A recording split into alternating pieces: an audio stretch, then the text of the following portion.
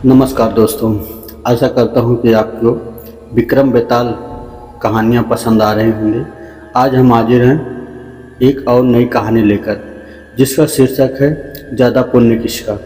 वर्धमान नगर में रूप सिंह नाम का एक राजा राज करता था। एक दिन उसके यहाँ बीरवर नाम का एक राजपूत नौकरी के लिए आया। राजा ने उससे पूछा कि उसे खर्च के लिए क्या चाहिए, तो उसने जवाब दिया 1000 तोले सोना। सुनकर सबको बड़ा आश्चर्य हुआ। राजा ने पूछा, तुम्हारे साथ कौन कौन है? उसने जवाब दिया, मेरी स्त्री, मेरा बेटा और बेटी। राजा को और भी अचंभा हुआ, आखिर 4 जने इतने धन का क्या करेंगे? फिर भी उसने उसकी बात मान ली। उस दिन से बीरवर रोज 1000 तोले सोना भंडारी से लेकर अपने घर आता। उसमें से आधा ब्राह्मणों को बांट देता, बाकी के 2 हिस्से करके एक मेहमानों, बैरागियों और सन्यासियों को दे देता और दूसरे से भोजन बनवाकर पहले गरीबों को खिलाता। उसके बाद जो बचता उसे स्त्री बच्चों को खिलाता, आप खाता। काम यह था कि शाम होते ही ढाल तलवार लेकर राजा के पलंग की चौकीदारी करता। राजा को जब यह कभी रात में ज़रूरत होती तो वह हाजिर हो जाता। एक आधी रात के समय राजा को मरघट की ओर से किसी के रोने की आवाज़ आई। उसने बीरवर को पुकारा तो वह आ गया। राजा ने कहा, जाओ पता लगाकर आओ कि इतनी रात गए यहाँ कौन रो रहा है और क्यों रो रहा है। बीरवर तत्काल वहाँ से चल दिया। मरघट में जाकर देखता क्या है कि सर से पांव तक एक स्त्री गहने से लदी कभी नाचती है, कभी कूदती है और सिर पीट पीट कर रोती है, लेकिन उसकी आंखों से एक बूंद भी आंसू नहीं निकलती। बीरवर ने पूछा, तुम कौन हो, क्यों रोती हो? उसने कहा, मैं राजलक्ष्मी हूँ। रोती इसलिए हूँ कि राजा विक्रम के घर में खोटे काम होते हैं, इसलिए वहाँ दरिद्रता का डेरा पड़ने वाला है। मैं वहाँ से चली जाऊँगी और राजा दुखी होकर 1 महीने में मर जाएगा। यह सुनकर बीरवर ने पूछा, इससे बचने का कोई उपाय है? स्त्री बोली, हाँ है।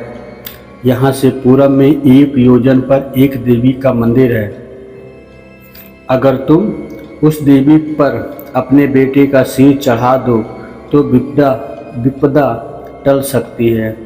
फिर राजा 100 बरस तक बेटके राज करेगा। बीरवर घर आया और अपनी स्त्री को जगाकर सब हाल कहा। स्त्री ने बेटे को जगाया, बेटी भी जाग पड़ी। जब बालक ने बात सुनी तो वह खुश होकर बोला, आप मेरा शीश काटकर जरूर चढ़ा दें। एक तो आपकी आज्ञा, दूसरे स्वामी का काम, तीसरे यह देह देवता पर चढ़े, इससे बढ़कर बात और क्या होगी? आप जल्दी करें। बीरवर ने अपनी स्त्री से कहा, अब तुम जाओ, अब तुम बताओ। स्त्री बोली, स्त्री का धर्म पति की सेवा करने में है। निदान चारों जने देवी के मंदिर पहुँचे। बीरवर ने हाथ जोड़कर कहा, हे देवी, मैं अपने बेटे की बलि देता हूँ। मेरे राजा की 100 वर्ष की उम्र हो। इतना कहकर उसने जोर से खंडा मारा कि लड़के का शीश धड़ से अलग हो गया। भाई का यह हाल देखकर बहन भी खंडे से अपना सिर अलग कर डाला। बेटी बेटा चले गए तो दुखी माँ ने उन्हीं का रास्ता पकड़ा और अपनी गर्दन काट ली। बीरवर ने सोचा कि घर में कोई नहीं रहा तो मैं जीकर क्या करूँगा। उसने भी अपना सिर काट डाला। राजा को जब यह मालूम हुआ तो वहाँ आया। उसे बड़ा दुख हुआ कि उसके लिए 4 प्राणियों ने जान चली गई। वह सोचने लगा कि ऐसा राज करने से धिक्कार है।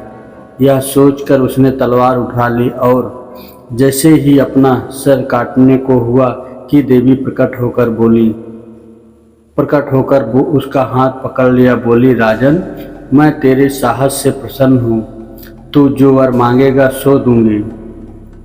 राजा ने कहा, देवी तुम प्रसन्न हो, इन चारों को जिला दो। देवी ने अमृत छिड़क कर उन चारों को फिर से जिला दिया। इतना कहकर बेताल बोला, राजा बताओ कि सबसे ज़्यादा पुण्य किसका हुआ। राजा बोला, राजा का। बेताल ने पूछा, क्यों। राजा ने कहा, इसलिए कि स्वामी के लिए चाकर का प्राण देना धर्म है, लेकिन चाकर के लिए राजा का राजपाट को छोड़ जान को तिनके के समान समझकर देने को तैयार हो जाना बहुत बड़ी बात है। यह सुन बेताल गायब हो गया और पेड़ पर जा लटका। बेचारा राजा दौड़ा दौड़ा वहाँ पहुँचा और उसे फिर पकड़ कर लाया तो बेताल ने चौथी कहानी सुनाई। चौथी कहानी कही। दोस्तों, अगर यह आपको कहानी पसंद आ रही हो तो आप हमारे चैनल को ज़रूर सब्सक्राइब करें और अपने मित्रों को यह कहानी शेयर करें। जय श्री राधे राधे।